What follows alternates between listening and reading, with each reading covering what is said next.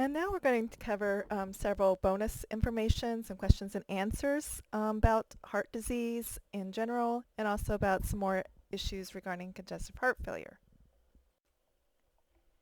Now, alcohol. Alcohol is kind of a balance issue. It's like if you have a little bit, it seems to be good for your heart. If you have too much, it can be damaging. So what is the problem if you have too much, or excessive intake of alcohol? Well, excessive intake of alcohol can lead to high blood pressure. We also call that hypertension. It can also really raise the levels of fat in the blood, and we call this high triglycerides or hypertriglyceridemia. Alcohol in excess also can actually damage the heart muscle itself, and this is called cardiomyopathy. It's actually one of the causes of heart failure. And irregular heartbeat. So when you have excess alcohol, the heartbeat can kind of go off beat, and this is called cardiac arrhythmia. And also excessive alcohol can actually increase the risk of sudden cardiac death. So it's quite clear that excess alcohol is not a good idea. Now, alcohol, if you drink it in moderation, it may be beneficial to heart disease, reduce the risk of heart disease. But what is moderate? What is the right amount of alcohol? So if you do drink alcohol, it means no more than 2 drinks per day for a man or no more than 1 drink per day for women. And no, you can't save them up for the weekend. Sorry.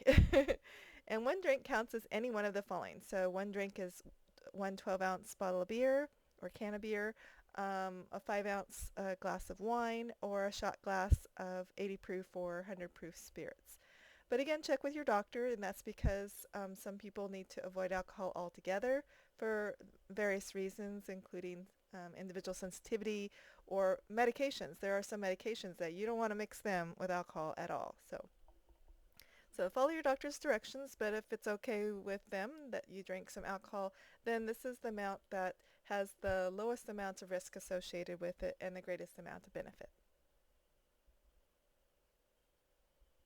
So what about red wine? Now, there are some potential benefits from a substance called resveratrol that's found in red wine, but the research is still very inconclusive, and the benefits may just be due to other factors like exercising or eating more fruits and vegetables.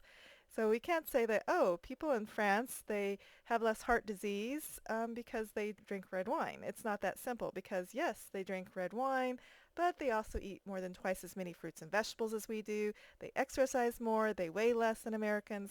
So it becomes pretty difficult to kind of tease out, to pull apart and say, yes, it's the red wine. You can't really do that. So anyway, but if you do want your 1 to 2 drinks of alcohol a day to be red wine, that certainly has a potential benefit. You can also get resveratrol, interesting enough, in peanuts, especially those peanuts that have the little red skins on them. Those actually have that skin actually has some resveratrol in it as well. But again, reminder, drinking too much of any kind of alcohol, including red wine, can be damaging to health. So it's a balance issue, and if there are potential benefits and you want to potentially get those, then red wine can be a good choice as long as the total amount is not excessive. What about coffee and caffeine? Now, this has been a controversial issue up and down over the years. And it turns out a lot of the confusion that's caused these ups and downs over the year has been due to there's genetic variations in how people break down caffeine.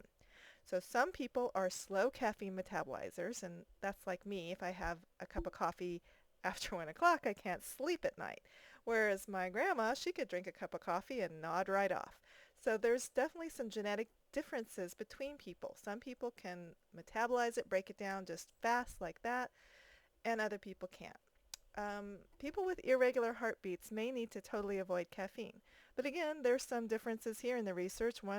Some fairly decent research found that they can handle up to 5 cups a day. So again, but there are some people that need to just totally avoid it because of problems with their heartbeat. So overall, though, we can state with confidence, the American Heart Association says for most people, drinking 1 or 2 cups of coffee a day does not seem to be harmful at all.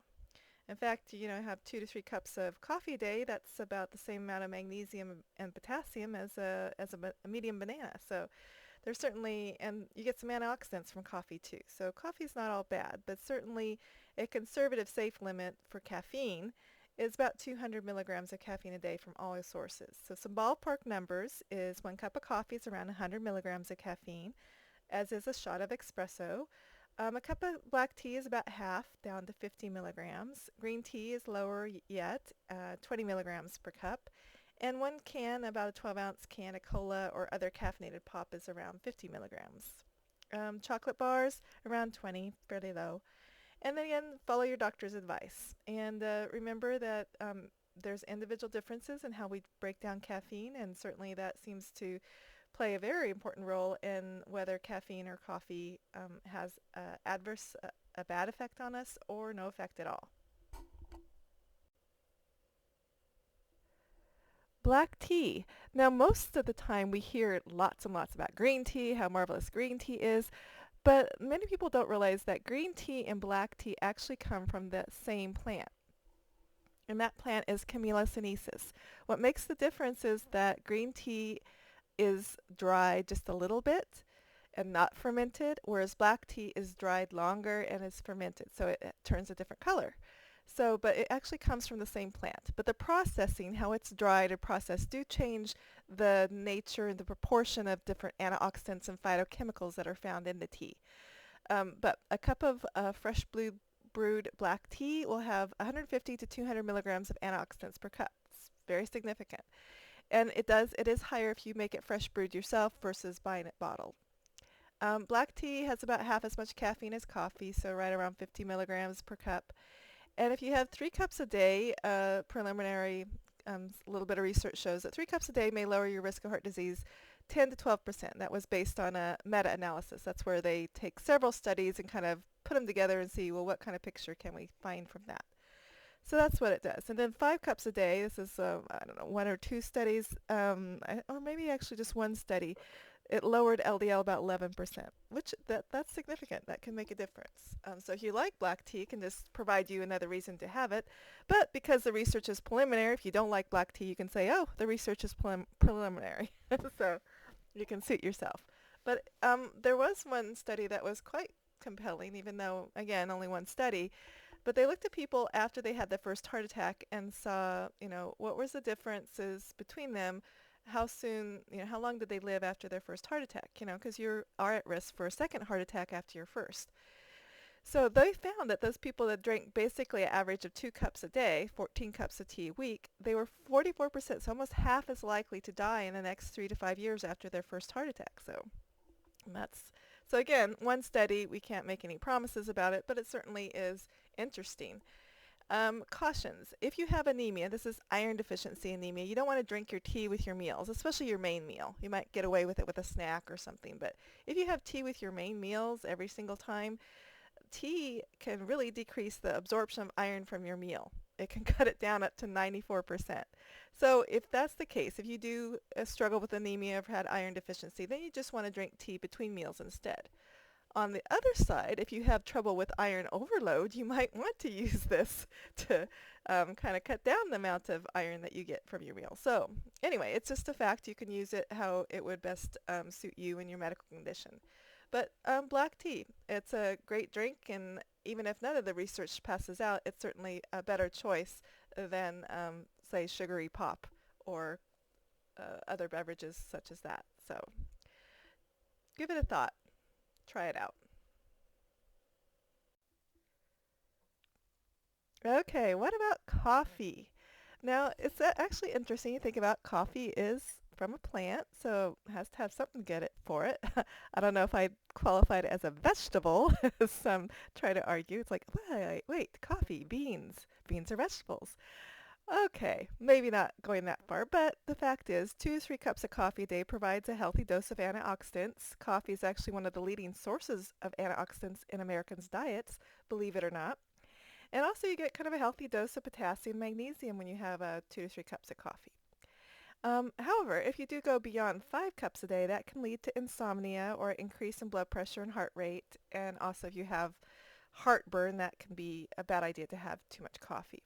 And some medicines that are people on, they shouldn't have coffee either.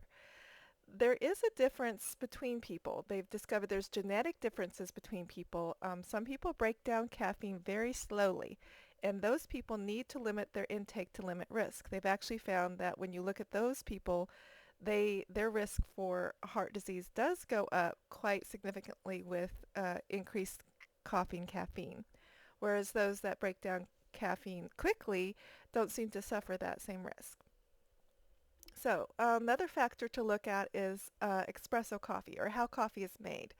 Some of the earlier research that seemed to make coffee look really bad for you was actually used like boiled coffee in some Scandinavian countries. And that was bad because when you boil coffee or you make espresso coffee, the coffee does not go through a paper filter.